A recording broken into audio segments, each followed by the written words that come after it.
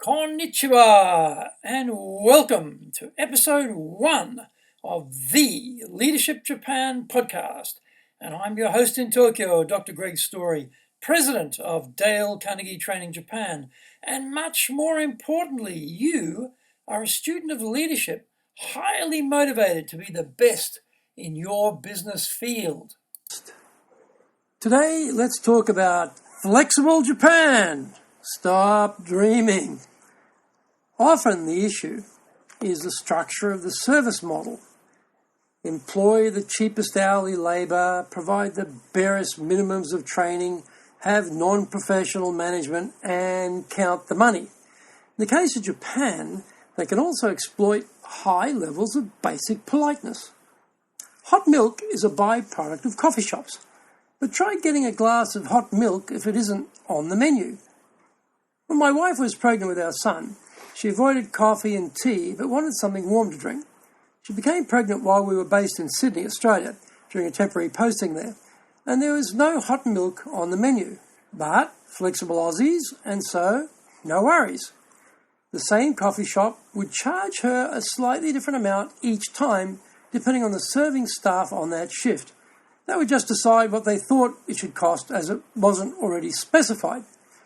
Back in Japan, there was a sea of hot milk everywhere in coffee shop land, but staff always gave her a firm no. And that was that. It wasn't in the manual. Order or request something outside the manual, beyond the narrow range of orthodox procedure, and the easiest answer is no. The politeness of the Japanese language masks a lot of service sins. The act of having to think often seems outside the manual. Beyond my pay grade is an expression I absolutely loathe, as it exemplifies a total lack of interest in being accountable for the success of the business, or for taking any responsibility for the sanctity of the brand. I've never heard the equivalent expression in Japanese, if such an expression even exists, but the mentality can sometimes be familiar. In the case of foreign retail businesses, there are not so many here in Japan. For those that are here, I am sure a lot of effort goes into not just ensuring the quality of the goods or service, the delivery logistics, and the brand integrity, but also getting the team to be flexible around the not in the manual situations. If not, give us a call. Call centres are usually great for examples of inflexibility, as the low wages, high turnover, short hold time imperatives, and poor management cocktail really packs a nasty punch. My credit card was receiving a lot of work and was wearing out. To receive a new plastic card with the same number, I had to lose access to my card for 2 weeks. I'd send the old one back in order for them to send me a new one. After severe hand-to-hand combat over this, a solution was found. They sent me a new card and I sent the old card back. At the end of this struggle session on the phone, I wondered, why was that so difficult? I was reminded of John Cleese's line in the Monty Python's Dead Parrot sketch. If you want anything done in this country, you have to argue until you are blue in the mouth. Why couldn't that simple solution have been offered at the start? I cannot be the first customer in the firm's long retail history here in Japan who wanted a new piece of plastic with the same number. Why did I have to dynamite an acceptable outcome out of them?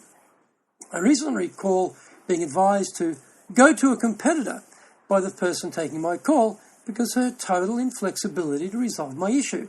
I won't labour the point, but it's a simple issue around a preferred starting time. Her fateful words got my attention though. I thought, wow, this person is killing the brand and losing this business money. Why is that necessary? Well, actually, it isn't. However, it is often easier to be inflexible than flexible in Japan. So that is why we often get such service. My experience has been that there is also the inability to articulate sufficiently well the why it can't be done. In fact, there is usually no articulation, just a polite but firm refusal. This seems more like a training rather than a cultural issue to me. Reality check. Are your team members successfully articulating the why to customers when it can't be done? The more difficult to perceive service sins are in the corporate B2B areas, company-to-company areas. These are the not low-paid hourly workers, but are the relatively well-paid, lifetime employment, almost impossible to fire types. They sometimes lack accountability for the business, and brand integrity is a concept totally outside their mental frame. Mistakes usually make themselves apparent at some point, but this inflexibility that is killing the business and the brand is much harder to ferret out. You, as the boss, probably won't ever be told about it. It is almost invisible, and like a brand cancer, ignore it at your peril. So how do we build that go the extra mile, flexible mentality in our team members? Leadership and management are key factors in setting the tone of service delivery. Ask yourself, when was the last time I made any mention about the need to be more flexible in our thinking about solving customer issues? Or ask, when was the last time anyone who works for me in a leadership or management position said anything to the team about winning more share of the pie by being more flexible than our competitors?